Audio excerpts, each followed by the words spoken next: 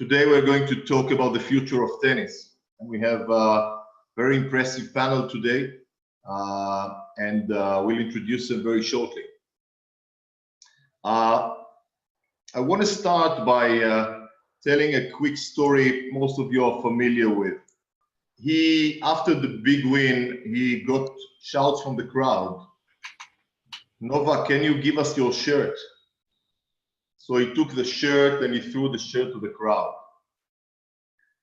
After a few minutes, there was another shout from the crowd, "Can you please give us your shoes?"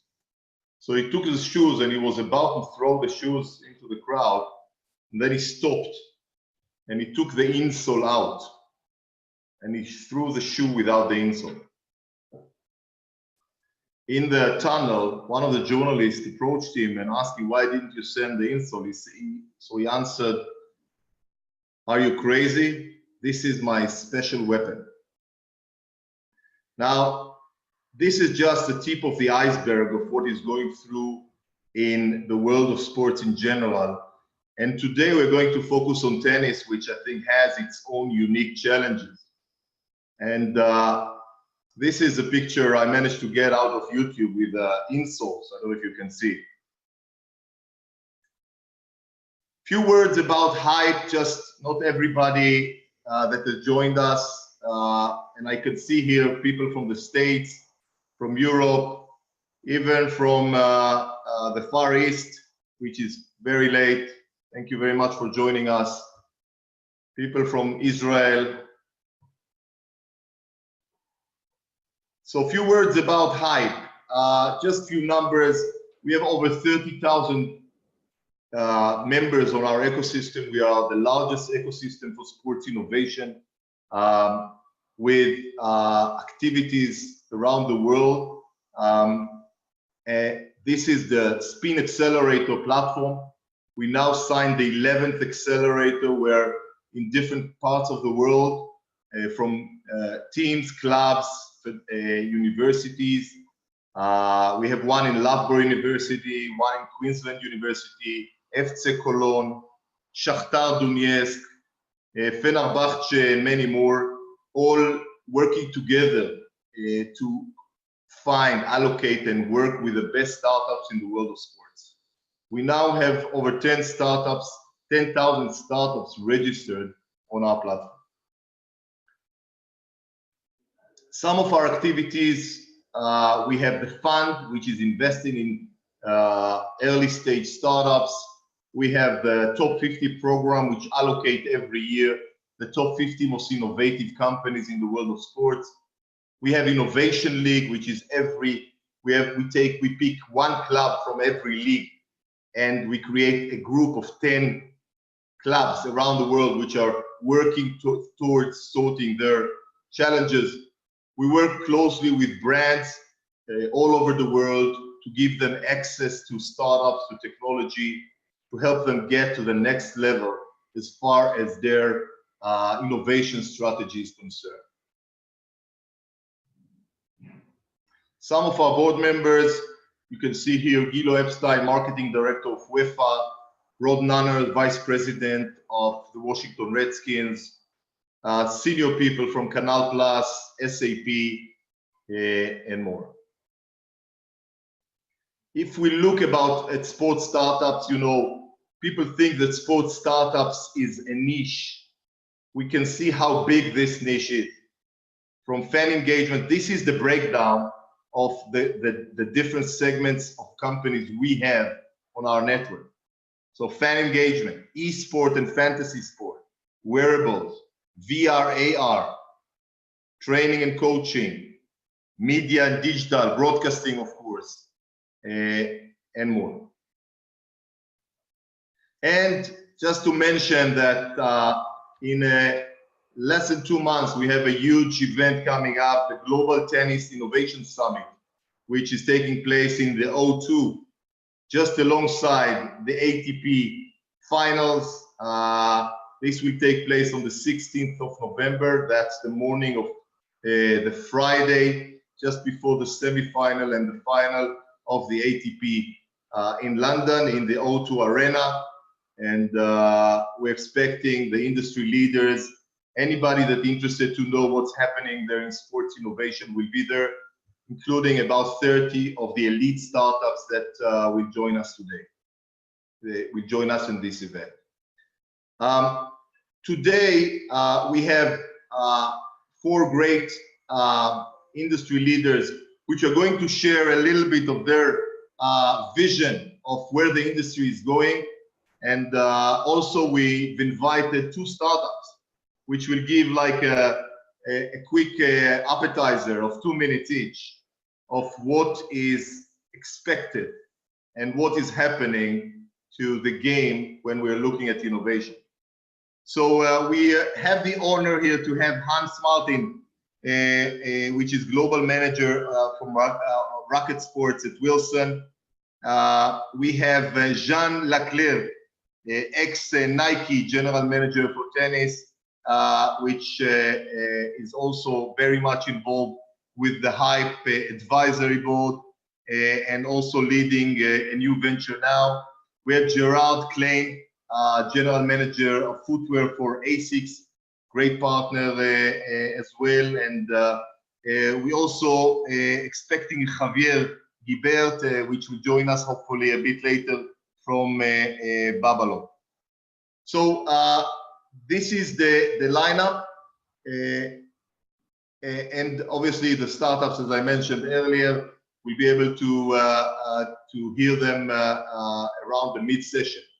So without further ado, I want to invite Hans Martin from Wilson to give us the format. Will be that we have about 7 minutes of each of our short presentation of each of our panelists, really to hear their thoughts about where the future is and what the challenges are. I must start, Hans, before you're starting. I had a conversation with a friend of one of my boys. I have 3 boys, the 2 elderly ones are 19 and 21. And this guy is about 20 years old. I asked him about tennis and what does, you know, when the last great game, he said, "You crazy, I didn't see a game for 5 years." I asked why. He said, "It's too boring, it's too long, and there is, you know, it takes so long until they do something. They're mainly walking around." You know, obviously it's a one call from the millennials, but I think the game, if you're looking at tennis now, there is a lot of challenges that needs to be addressed, and I hope that we can really open a bold conversation today, open the topics that worthwhile looking at as far as tennis is concerned. So Hans, the floor is yours. Thank you very, very much for joining tonight, or this morning, depends where you are. Yeah, thank you very much, Amir, and hello everyone. Yes, I'm actually in Chicago. This is my base. This is where our global headquarters are located. Very excited to be on this panel, and thanks for the introduction. Actually, your story is a nice segue into my presentation. Yes, I'm not going to present via PowerPoint, so please bear with me, but hopefully you find this interesting. And why do I speak about a segue into my presentation? Because I think, you know, in the end, the consumer decides, as we all know. And I think there's something to this very phenomenon of the consumer, because I don't believe that one size fits all. You cannot just press all consumers into one mold. And I will elaborate on that quite a bit. But before I go there, I just want to open up with a quote from Bill Clinton. He once said, "Ignore the headlines, focus on the trend lines." And, you know, speaking of trend lines, I think there are 5 big trend lines, which I want to touch upon. And they are, from our perspective, from my perspective, in environmental degradation, urbanization, wealth disparities, aging population, and personalization. But the mother of all those aforementioned trend lines is for sure digital technology. And if you think of the consumer, if I think of myself, you know, in between Generation X and baby boomers, I think I still live in a world where I differentiate now and then between the offline world and the online world, but if you think of a millennial, generation C consumer and the way they grow up, and this is what you just mentioned, Amir, also to a certain degree, is for them there's no line, how I would like to call it. They don't differentiate between on and offline, and this is very important in terms of when thinking about the future of the sport, because in the end, and this is enabled by AI and a few other things, especially the data cloud and everything that we have access to. I don't believe that we are going to market to consumer groups. That's completely outdated, or consumer mindsets. In the end, it will be about the individual, because I think that in today's world, you have access to data which allows you to treat every consumer individually. And I think this is a challenge on the one hand, but it's also a big opportunity on the other hand. But with that said, I just want to focus quickly on those 5 trend lines and what it could mean for our sport, and just some thoughts. If you just think of environmental degradation, that was the first thing, and it makes me nervous. If I think of how many tennis balls are landing or are ending up in landfills on our planet today. Not sure if you're aware, but we estimate it's in the zone of 350 to 400 million tennis balls. Now, if we think of one consumer, mindset or group, if we think of generation, C, for instance, I believe that we cannot leave such a footprint on this planet, because the degradation of tennis balls is something that is going to be, a very slow process, to put it mildly. And I'm just thinking, if you go back to Davos, the World Economic Forum, and if you hear about carbon dioxide models, meaning profitable and sustainable carbon dioxide business models, I'm just wondering what we have to do in order to turn the degradation of tennis balls into an advantage for our sport. The next thing is from a manufacturing perspective, and back to this trend line of environmental degradation, which is for sure one of the values of today's millennials. If you just think of how much water consumption it takes just to produce one racket, you might be stunned. We're talking in the zone of 2,500 liters. Just to give you a comparison, one laptop requires 20,000 liters to be manufactured. Now, I think this is something that is not sustainable in the long run. So I think while it is a challenge, it also opens up huge collaboration potential with many other industries that are looking into things like that, in order to make the sport even more relevant for the Generation C and future generations to come. Next one is urbanization. I think, and I just attended a so-called World Society Forum. These people who look into the future, who just want to change the society for the better. And I was struck when one, actually it was also one panel member said, we will find a solution for everything, except land. So what does this have to do with tennis? I just think that the accessibility to the sport is something that we can also innovate quite a bit. If you were to ask me, I'm thinking of tennis on demand. So why can't you 3D print out your tennis racket, your net, your post, and you have a kind of tennis on demand anywhere approach to the sport? And speaking of urbanization, so if more and more people are going to migrate towards the bigger cities in this world, and I'm sure you're all aware of the stats, probably court space is going to become more and more limited. And I also believe that in the end, the question is, why do we need courts, you know, the way they are set up today, even within the club structure? Can't tennis happen anywhere as long as you have a smooth or a flat underground? So why can't you project the lines of a court via a drone onto a parking space, a parking lot, in those big cities where space is going to be limited, where the cost of space is going through the roof, and thus tennis is going to be very expensive? Which brings me to the third one, wealth disparities, which does have to do with what I just mentioned before. I think right now, actually looking across the world, yes, we have quite a few clubs in Europe, and membership is not at the highest. It's not peaking at the moment, but I just think if I look here at the United States, for instance, the accessibility of the sport is still somewhat limiting, and the cost is rather going up than down. And the question is Generation C going to pay for a court in the future? I doubt that they want to pay for some court hour in the future. And the question is, what can we do about it, and how can we innovate against it? Back to my drone example, for instance. The next thing is aging population. Not sure if you heard about it, but by 2030, which is not too far away from today, 80, the age of 80 will be the new 50.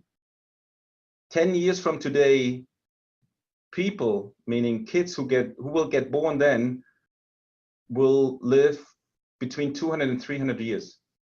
Now, back to what I said earlier, what does this mean to the sport? Can you play tennis forever? If you can play tennis forever, and if you remain, young, if you will, at a certain age, what does this mean to the industry, to the sport, to the experience? So I think that's another thing. And then the fifth one is personalization. And I just think we have made some steps into personalization. Not sure if you're aware of our custom program, but in the end, personalization has to do with the consumer experience. That's my last big topic I want to touch upon, and it's about a consumer experience across all facets. It may start with the product, but in our viewpoint, it will go way beyond product. So yes, we will continuously innovate in rackets, strings, and balls, make it easier to play and more fun. I think that's a big one. If I just quickly can touch on this one. The sport is too complicated. We have to simplify the game. And this starts in the way you can learn tennis. I mean, Sean Leclercq and I, we go way back, used to work for the same company. And I know Sean is a very good tennis player, but, if you just think, of millennials, of the Generation C, Ami, what you said earlier about your kids, they want to have instant fun. And we strongly believe it's not about just winning. You need to win on your own terms. It's more about, different achievement levels. If you think of the success of Lego, it's all about going from one achievement level to the next. And it doesn't matter whether you're on level 1 or level 5. You can always win because you can go to the next higher level.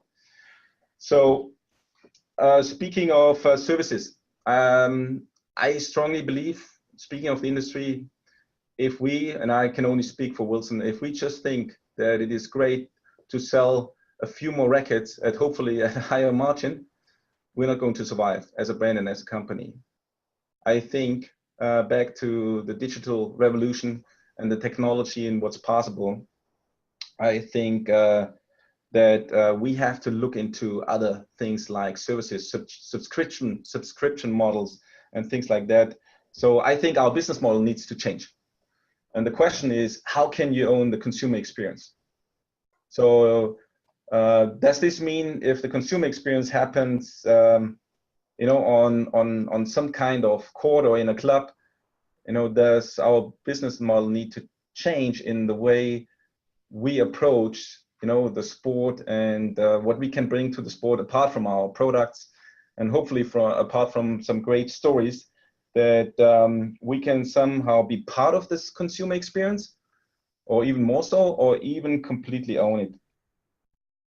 So it's very clear that we have to combine sport with technology in the world of entertainment, because it's, again, about engagement.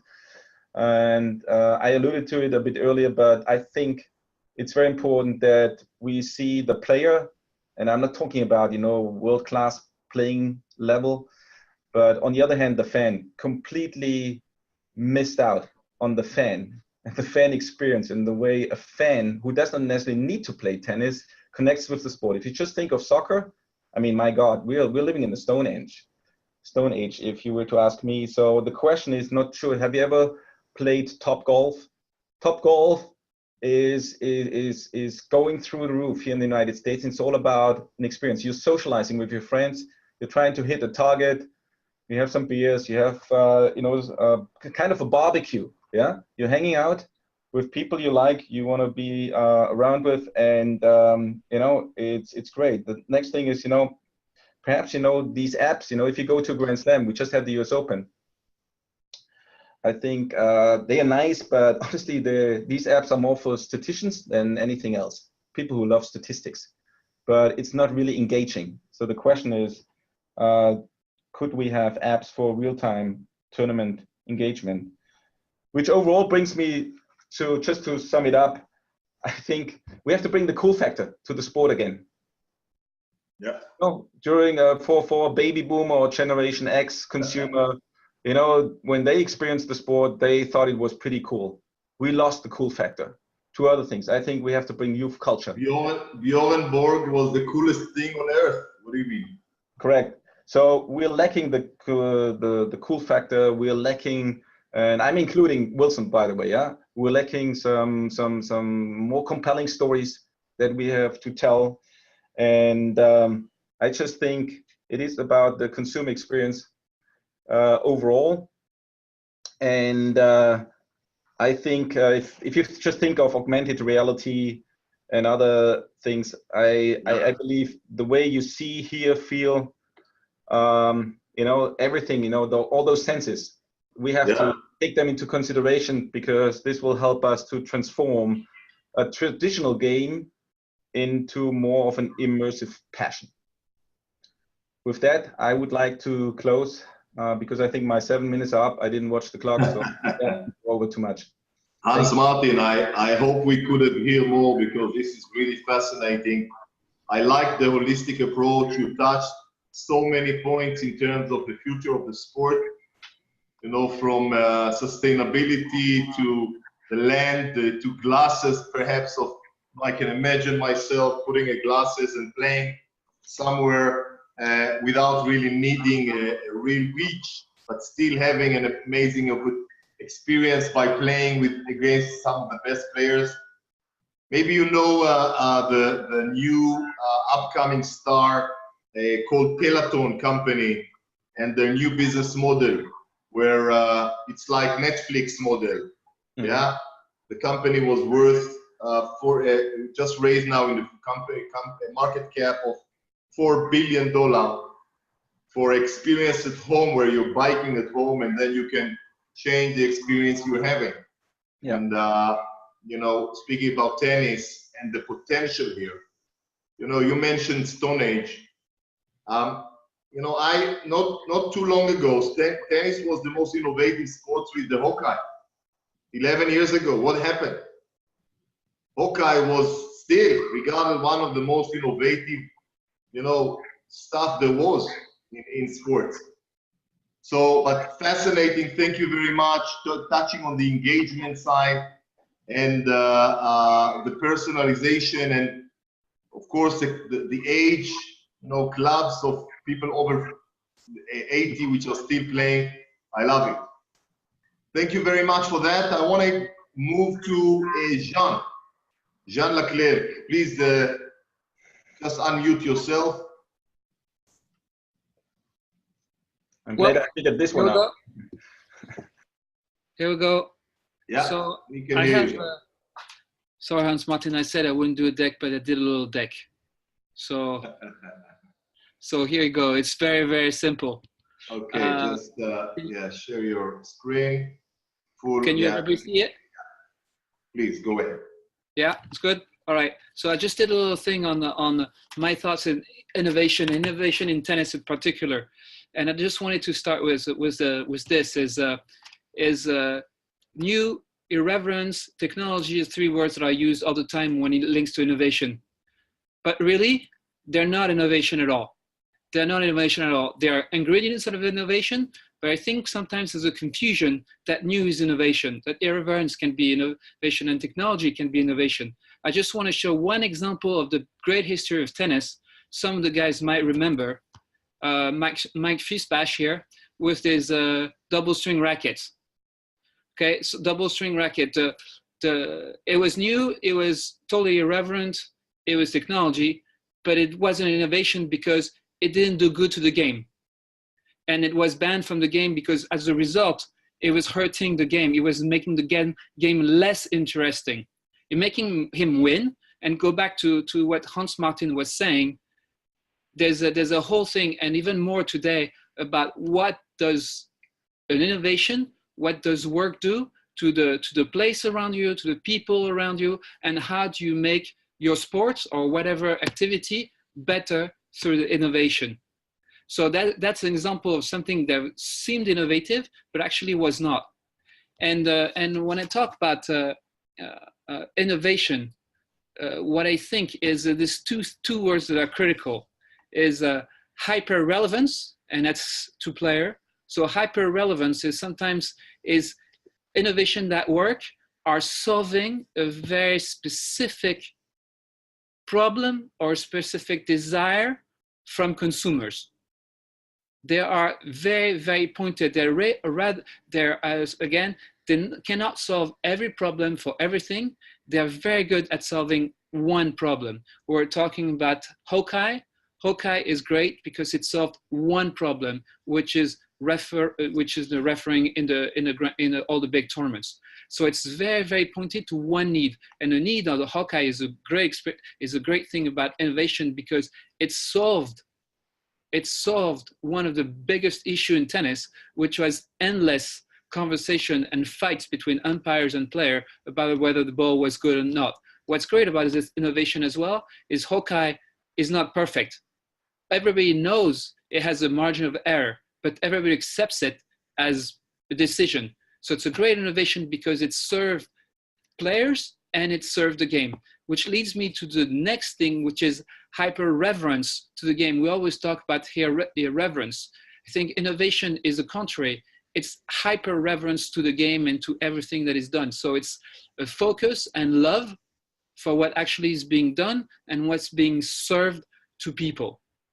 So that's what I think, and it's what I want to lay out when I talk about innovation, because the confusion of new and technology doesn't get you to innovation. It's tools that get you to innovate. But the first thing we must always ask is, what does it do to the people? And what does it do to the game itself? How does it change the game? So Hawkeye changed the game. We're talking about one of the things that I see personally as being one thing for tennis when people watch tennis, especially when you go to US Open and you see people watching the game from the top rows. They actually cannot see the ball. They can't see anything. They just hear the crowd, and there's almost like a sound lapse between when people hit the ball and the sound also gets to you. Finding a technology that makes the experience in the stadium or in the stands more immersive for the people who watch would be a huge change. So how do we make that happen? There have been another thing is striking to me is it goes to the level of play or players in the clubs or play every day. And there's one discussion about the length of the match and the length of tennis. It actually is something that is something to look at. How do you find new rules? How do you find new rules without necessarily killing the existing rules, but offering new options? And I think one of the things is an innovation in itself is the game of paddle, which is you see developing in the world in general, because it's a form of tennis, same a racket sport, which offers two things: shorter game, less demanding physically, and open up to the social part of tennis, which is instead of being 1 against 1, you're 2 against 2 all the time. So there's a whole social aspect which is in the rules and the way we play and we use racket sports and tennis, which makes it more accessible for everyone. And the most accessible it's going to be doesn't need to to reduce the great things that great athletes, great players do, but gives the people who want to participate, but obviously cannot, because Hans Martin was saying also about how do you learn tennis. Tennis is a difficult sport to learn at the beginning. How do you have fun right away? So you participate in the game without having to go through all the difficult steps. And if you want to go through difficult steps, you can. But it's bringing that possibility to consumers to access the game faster. And the third thing that I think is very important is how do we use data? There's a huge amount of data around tennis playing. One of the things that I see is how do we get data to the players right away? So far, all the data that we have about tennis on a match is always post-match. So after the match, you can look on your screen, you can get results. It's for professional tennis players, it can be useful if they want to use it, but really for most of the other players, they're not going to take the time to go through this. How about making sure that you could get your information about how you play, what happens directly on your watch, on your iPhone, something that makes it absolutely immediately usable. This information that is very important, usable for the match, not usable for next match that you might play. So this is the three innovation that I see, or field of innovation that I see are critical for the future. Access, treatment of on information, and the third one was the innovation towards the way you get people to play in a game. All right. So a few minutes. That's it. That's it for me. Great, Jean, and it reminds me, in one of our webinars, we had the innovation director of Barcelona, and you mentioned the importance of data and the impact of data and the usage of data. And the innovation director of Barcelona said that people are willing to pay for data today. So, you know, theoretically, if you can have if we can share the pulse or the heart rate of Messi before he's shooting the penalty in the last minute, people will be very much interested to get it. Now, thinking about this in tennis is like penalty all the time. Yeah. There is a lot of penalty coming up. And if you can share some of it with the people at home, some of the anxiety, the mental side, again, without getting into, you know, the personal and the regulation, but there is so much we can share to make the game more interesting. Yeah, I agree with you 100%. Yeah, there's a whole discussion that we had with Serena in coaching, and how do you make coaching being self-coached without having to use someone else. But if imagine the statistic that you have, if people come to the points, how many percentage of winning points did you by coming to net, for example? You don't have this, but imagine if you could have it during the match, so you can look at and use that. So that would be something that people will be really willing to pay, because it makes a difference in their life and in a game. Absolutely. And I like the very clear and, you know, distinction you made between the innovation on the pitch for the player and the innovation for the game, which we can then extend to the fans in the stadium and anybody that is watching outside. Great. I want to give a startup. We probably will have some time for questions. We have more people join the audience already. Thank you, Alain, Pierre. If you can leave some questions for the end. Maybe we'll have some time for that. I want to invite one of the startups that is providing quite an interesting solution, Baseline. I want to introduce Michael. Please do Baseline. Go. Yeah. Just make a presentation mode. Yeah. Oh, okay. So I'm hi to everybody. I'm Yaniv. I'm the co-founder of Baseline. What we are basically doing, and it's related to what Hans Martin talked before and John, we are developing a smart camera that is doing a real-time analysis of the game, and it's mostly a referee, the main feature of it. How does it work? So basically, it's a very easy installation, 2-minute installation on one of the net poles of the court. Very easy to install. We connect to the camera via a mobile app, pressing start, and then the player can start playing. During the game, actually, the camera acts as a referee, virtual referee, and is doing the line calling via the speaker on the camera itself, giving basic stats like the speed of the ball, and there is an option to do a 3D challenge in case of a dispute, similar to Hawkeye, for instance. And then the player can see more accurate line calling and also the 3D trajectory of the ball of the disputed shot. After the game, they can see the video of the game itself, they can share it, they can see additional statistics, their profile, they can follow other and interact with other players, and all the data is actually stored in the cloud in our servers. The main advantage of our system is a low cost, very easy installation, so it's a 2-minute installation, no need any special infrastructure, and it's portable, lightweight, can carry in a small backpack, and easily transfer between courts, so it's not a fixed installation. The target market for our system is actually any amateur player or semi-professional player, and mostly for tournaments when they don't have referee, and also for training. I'll show you a small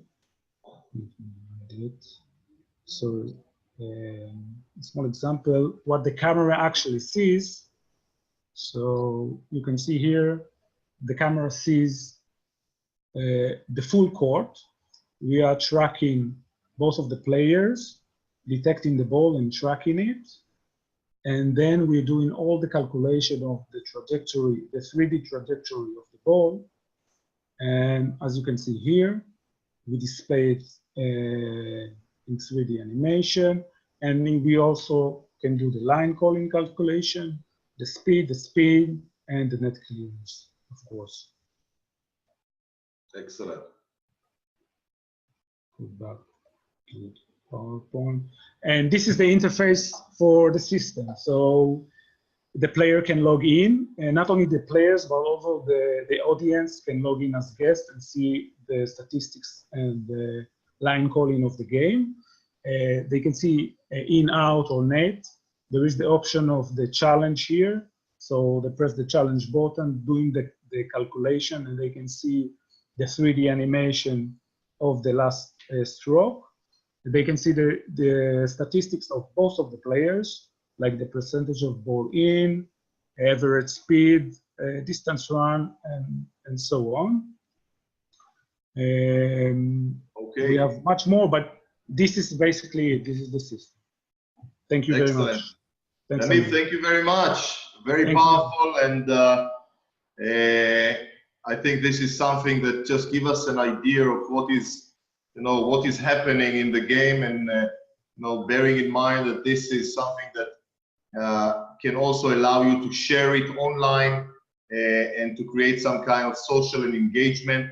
Exactly. Very related to what Hans Martin and Jean has shared earlier.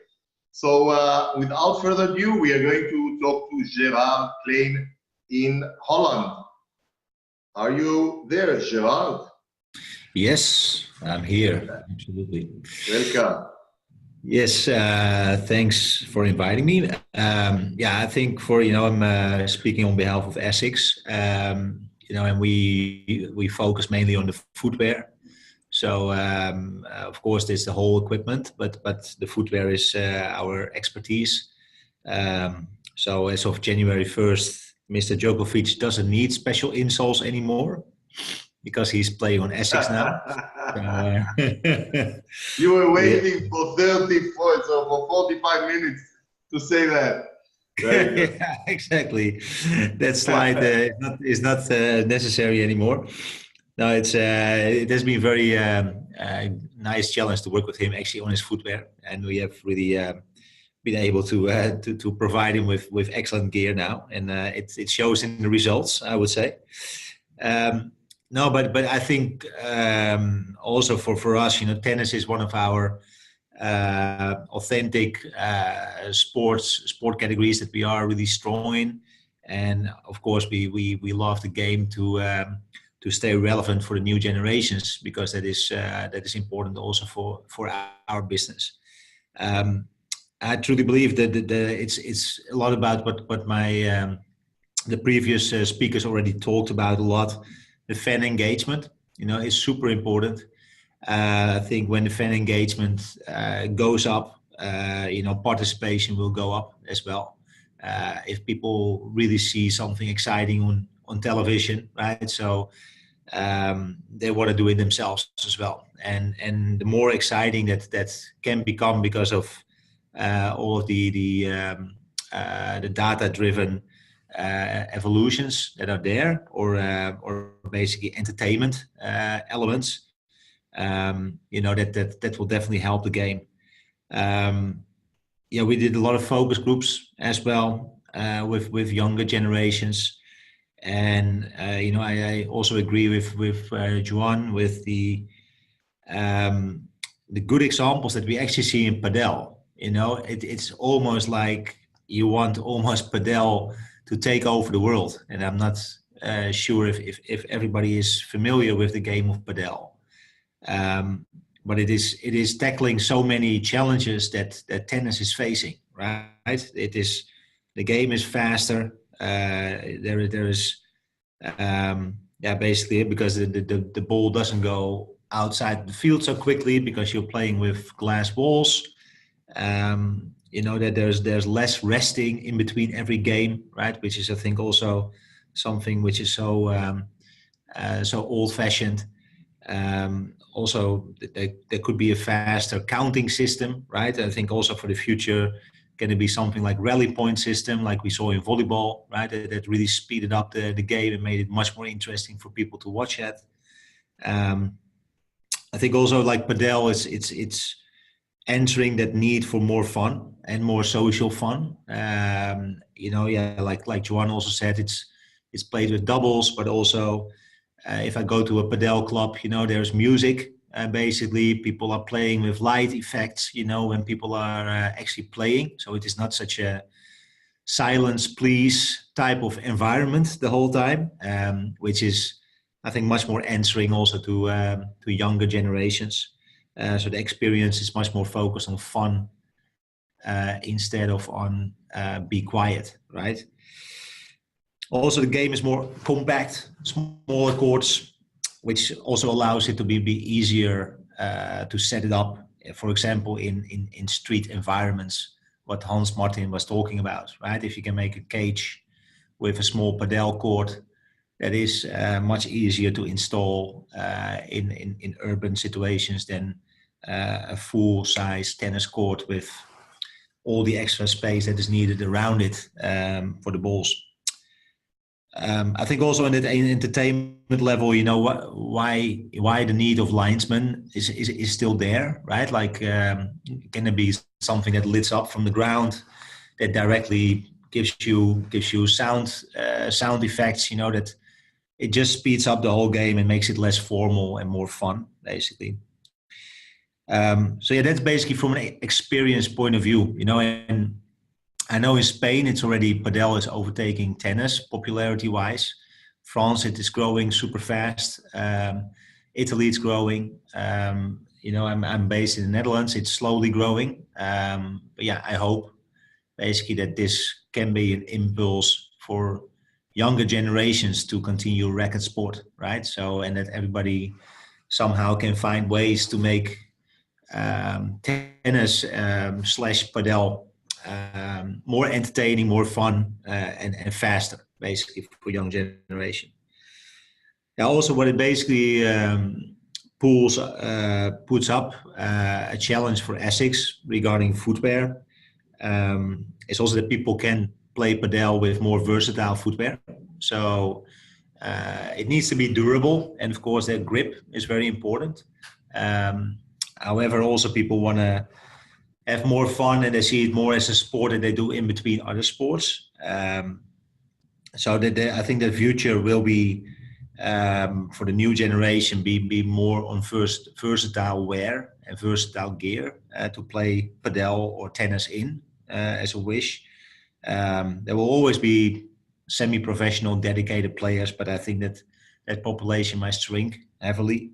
And for us, as a equipment maker, we're definitely focused on how we can talk to the younger generation through tennis shoes and padel shoes that are versatile and lightweight, but also very durable.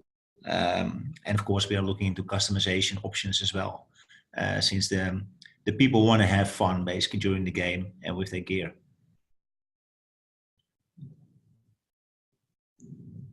Yeah.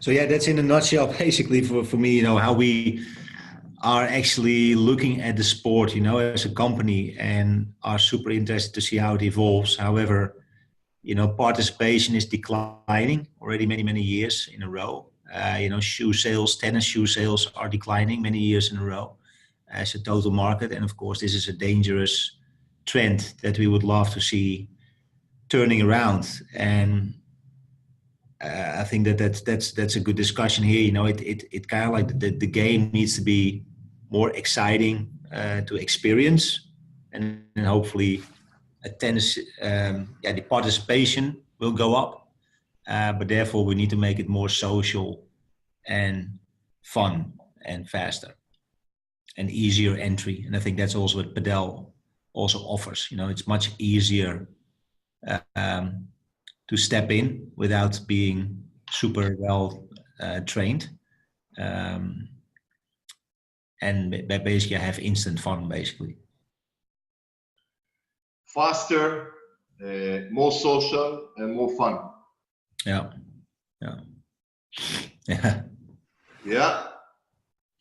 Great challenges, but also, as you said, Hans Martin, great opportunities coming up.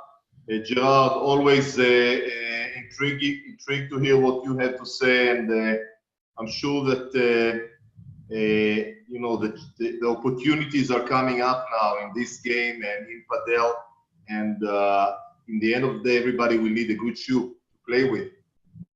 It's just really, understanding the mindset of the young generation and incorporating this within the game plan forward. And the game is about to change. We can see it. We can see, as some of you mentioned already, there probably will be timing to allow to count, in each serve. Some say that each time Nadal is giving a serve, he has to touch his shoes, he has to touch his trousers. To put, like in golf, to put some timer around that. Maybe, as you said, to make equivalent to volleyball in terms of counting. There is a lot of changes which needs to be done in the game, but also outside of the game. And you touched, I think, for the first time today, the fun bit and the really different approach that we need to take. And this is, I think, challenging when we know that this requires, the involvement of the federations, and it's usually not an easy task to do. But to get us a bit lightened up, I want to invite Pierre, which is waiting patiently with one of the greatest startups already with significant traction and success story. Pierre, can you hear me okay? Yeah, sure. Hello, everybody.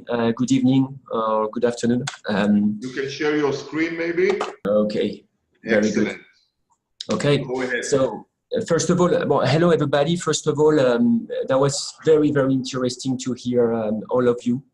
Would have loved to be able to be physically with you guys, because even if technology is great, so it's better to be all together and have a real interaction. And be able to comment on things you said. Our business, I'm gonna tell you a bit more about what we're doing. Basically, We have a standard business, a traditional business, which is app, which solves certain problems of the tennis, especially grassroots tennis. I know in the Q&A, for example, Jacob mentioned that he wanted us to talk a bit more about amateur tennis. And I think that's one of the key things we want to address as well. Because I think in terms of technology, really professional tennis is still fine. I think the issue is at the amateur tennis. The grassroots tennis haven't changed for 30 years. And obviously, etc., it's not for amateur tennis right now. And we are very far from there. I'm going to try to address a bit more that amateur tennis thing or grassroots. And I'm going to try as well to tell you a bit more about the platform we're setting up now, which is on the blockchain. As you know, blockchain is changing the rules of the industry. Many people consider it's going to be as disruptive as internet. I do believe so. I'm a firm advocate of blockchain. I'm here in Singapore in a big blockchain event, by the way, and AI. We didn't mention too much about AI, but I think it has a big role as well to play in the innovation and in the change of our sports. So let me start immediately. I will try to be brief, explaining you what we're doing. The first thing I want to tell you about as well is that it's great. We talk about many things, about great innovation and technology in tennis, but there are some basic problems that we still didn't address. I'm talking to you as a grassroots tennis player, as an amateur, and it's still impossible to find a player. I mean, the Tennis Industry Association released some interesting figures during the US Open with the state of the industry. 37% of the people who have stopped playing during the last 2 years declare that's because they have no one to play with. And it's been like this forever. And it keeps going on because the model has changed, because people are not in clubs anymore. The way we used to play tennis in the 80s has changed completely. The experience is different. We don't book hotel going to the hotel because we know the place or calling a friend. We book hotel online through platforms. So that first thing is there. If we want to play, we need a court, we need a partner. Of course, we need racket, etc., but that's easier, but we need a court and we need a partner. So access to court, I think we mentioned, I got a few ideas about that. I don't want to make it too long, but there's a lot of things we can do to make it more accessible. It's true in Europe, it's less of a problem, but in the US, the same. There is a lot of issues with the access to courts, but I think the whole economy has to become more collaborative. It would be another debate, and there is plenty of technical solution. And I think blockchain, by the way, is one of the key answers to this economy based on collaboration. But anyway, so basic problems we are not addressing. So it's amazing to talk about great technologies, but once again, let's come back to the basic. We want to be able to play with someone. So that's one big thing. Second thing, I think in terms of rankings, etc., we are very, very old-fashioned. If I take the comparison, for example, of what we're doing in terms of rankings through organization, federations, etc., with what we're doing in the social media. Let's say you compare playing a tennis match with your ranking as posting something on Facebook, for example. Imagine if Facebook tells you when you have to post, where you have to post, and on top of this, you receive the likes 3 months later, 12 months later. That's exactly what we're doing with ranking. We are told to play somewhere at a certain time. We have to pay on top of this for this, all right? And on top of this, we get the ranking updated months later, okay? Maybe 1 month in the best case scenario. Certain federation update now every month their ranking, but most of federation are still with 6 months or 12 months, okay? So that's completely different than the world we're living in today, especially the millennials, all right? And then there is another point I think that is key. Certain statistics show that 83% of the people that make grassroots, that participate to grassroots in terms of organization are volunteers. And this model is changing. We know the world today, people don't have time. They don't have time. So the work of volunteers is also something that has been supported in our economy, and it's changing. So we want to implement new ways to incentive the community, but not just for winning. Not just for winning. Winning is great, but the people who win a lot, they're already incentived. Okay, some are in Chicago right now, and some other are not in Chicago, but they still make money and they still make a living out of it. But I'm talking about all these guys investing a lot of time, passionate, playing a lot, losing a lot. But we don't mind about that. We need to incentive these guys because they are heroes as well of our sports. And they drive our economy. And they have been completely abandoned by the system, by the centralized system. So I'm going to come back to this word of decentralization because this is really one of the key things we're doing with CTO, decentralizing the whole economy of sports and the game itself. Yeah, so just sorry to interrupt. We just want to wrap up shortly. Okay. So you have about a minute just to complete and just share a little bit more about the platform. Okay. So we can get, I want to ask our panelists for a final word of summary. Okay, well, that's basically one of the solutions we're proposing. This is an app for players where you can find a player anytime, anywhere. You can book courts anytime, anywhere and communicate, obviously. Another thing is the CTO ranking. We're launching a universal peer-to-peer ranking. It's very important peer-to-peer and dynamic because it's updated each time. But peer-to-peer because you don't need to play in a competition. You decide when, who you play with, and the results gonna count. And the officialization doesn't come from the federation. It comes from the blockchain, the very technology itself, right? By the way, blockchain, once again, Amir, in the chart you showed at the beginning, I mean, you mentioned the different industries, the different technology they were using. I think blockchain needs to be there. That's the biggest revolution right now from the technological standpoint. And then the get rewarded. Basically, in our app, we already launched the Setcoin, which is a cryptocurrency that is there to incentive. The more you play, the more you're gonna earn, all right? Not the more you win. I'm not gonna tell you too much about the technology we're using. That's other stuff. We don't have time now. Some more things that the blockchain can do for you. Anti-doping. There is no transparency in our world. I'm sorry to say this, but we know that there is no transparency or doping. We don't know what's going on. The blockchain will change that because everything is transparent. Everything is online. Everybody can access to the information. Coach credentials. How many kids have been seen their career destroyed? Maybe they had a future, but they've been exposed to coaches that were not good. And some good coaches haven't get the chance to be really seen as great coach. So we need more transparency, more fairness, more trust. That's what brings the blockchain actually. That's what the big change of the blockchain, that's bringing trust to the world. Fan and client management. I think some of you mentioned a few things with fan. By the way, the Paris Saint-Germain, I know before the show you guys were talking about Paris Saint-Germain. Paris Saint-Germain just introduced a new cryptocurrency, right, to manage their fan. That's what we're doing, by the way, with the Setcoin as well. Not just at the club level or at the federation level, but also for each player, non-fungible tokens. And for brands, actually, we're working as well with ASICS in this regards, even if we haven't met Gerard. We're working with ASICS in this regards, and we share the same with sponsor. You are we sponsor as well, David Goffin.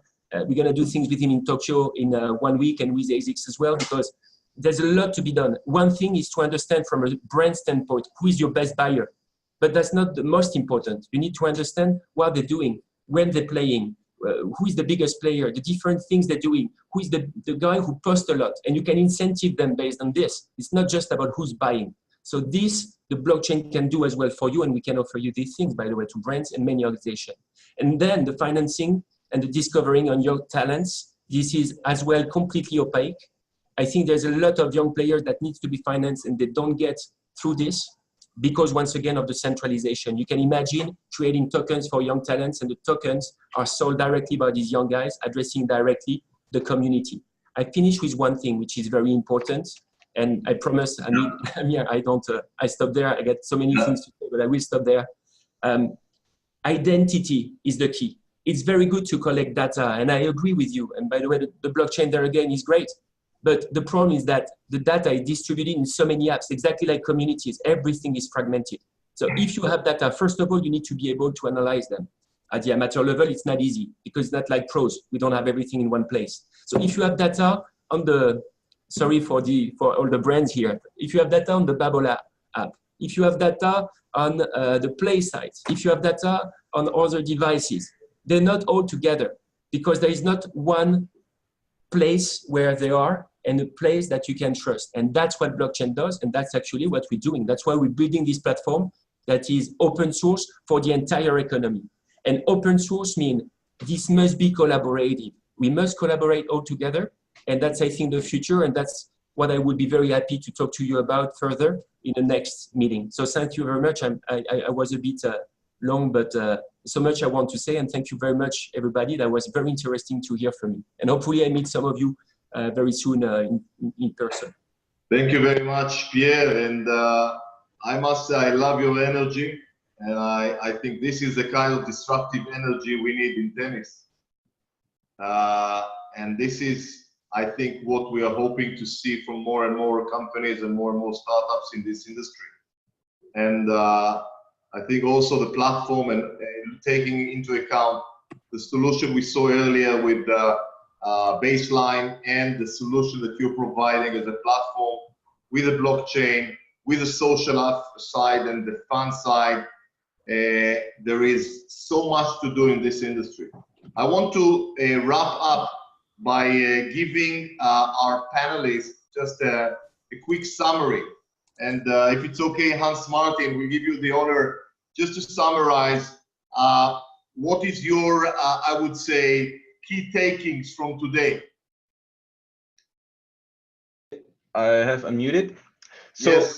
my key takeaway is, first of all, and this is the most important thing, and I just want to quote someone, Johnny Ive, who said, "Great ideas start as conversations." So I'm very happy to be part of this conversation because I see passionate people here on this panel, but also the two startups that just presented. That's really exciting. So back to the quote, I think it starts with the creativity of the people who care about the sport, who love the game. And I feel a lot of love, so that makes me really feel good about it. Back to the presentation of Pierre, there's one thing that I would like to say is, yes, we have to think more of a platform than anything else if we want to, grow the sport. Whoever it is, whether it's an open source platform, which is obviously a bit better for everyone in this game, but I think that's the right approach. Other than that, Pedal was called out quite a bit. Yeah. I just one thought. It's interesting to see that Pedal was called out by my other panel colleagues quite a bit. Now we are talking about the future of tennis, and the question is Pedal the answer to the future of tennis, or can we learn from Pedal? If you just think of the ingredients that make Pedal successful, and are some of them transferable, or can we take them to a whole new dimension in order to make tennis cool again? Because I think it's all about the cool factor, especially if you think of the next generations. Thank you. Great point. Thank you very much. Hans Martin, thank you very much from the US. Gerard, what's your final takings where we give Jean the honor to complete? Yeah, I very much agree with Hans Martin. I made a lot of references to Padel, but just in order to be able to open up discussions about the traditional tennis, right? I think if I look at football, there's a lot of movement around 7 against 7 or 5 against 5, right? On small pitches, much less rules, no offsides, no complications, no referees. I think that's kind of like the development that football is going through and makes it much more accessible to much more target groups. I think that's for tennis also the time, right, to really break boundaries in how the game is played and set up with all the rules and the place and the equipment. And so, yeah, I really like the open forum. It's more about the game almost than many of the concrete ideas we saw, but hopefully it will inspire a lot of the innovations, right, to help us make this game much more attractive for the younger generations, because they need to grab it. Thank you very much, Gerard. Jean. All right, thank you, Amir. Well, I think passion is essential in all these things. So passion of people trying to do something for the sports takes us a long way. About the two presentations that I saw, I think I like them so much because they are both solving something that is a true problem for people who play tennis every day. And I think we must separate two things: the professional game and people having access to the game. The professional game doesn't have that much of a crisis. Audiences is up. The Grand Slam audience is really strong. So they don't really have a problem. The problem is people, it doesn't translate into people actually playing because the pro game is too difficult. So these two things solve two things that I think are important. Many players stop playing competitive tennis because of arguments on the court, because they fight with their opponent. They feel that that's not what they wanted, just wanted to play a nice match. Having an umpire in your hand that helps you go through those difficulties of umpiring is a great innovation, which will entice more people to play. And the whole thing about finding a partner to play with is I think it's been an issue forever in tennis. So keep trying, doing, and figuring out how we do that with the public courts, with whatever way we can find it, but putting people together will help that sport very much. And to finish on the paddle, other sports, same thing on five-a-side. The more people will play with balls and rackets and nets, the more the whole thing will grow. So that's it. Passion is key to solve all these problems, make the sport go forward. Excellent. I want to thank all of you, the two great startups, Yaniv, Michael, Pierre, Gerard, Hans Martin, and Jean. Thank you very much for I would say, incredible session. I'm sure this can give value to anybody that is going to listen. The session is being recorded, and we will share it through the Hype ecosystem and allow more and more people to see what's available now. And I hope we all can meet in London on the 16th of November to see the industry celebrating sports innovation big time. Thank you very much.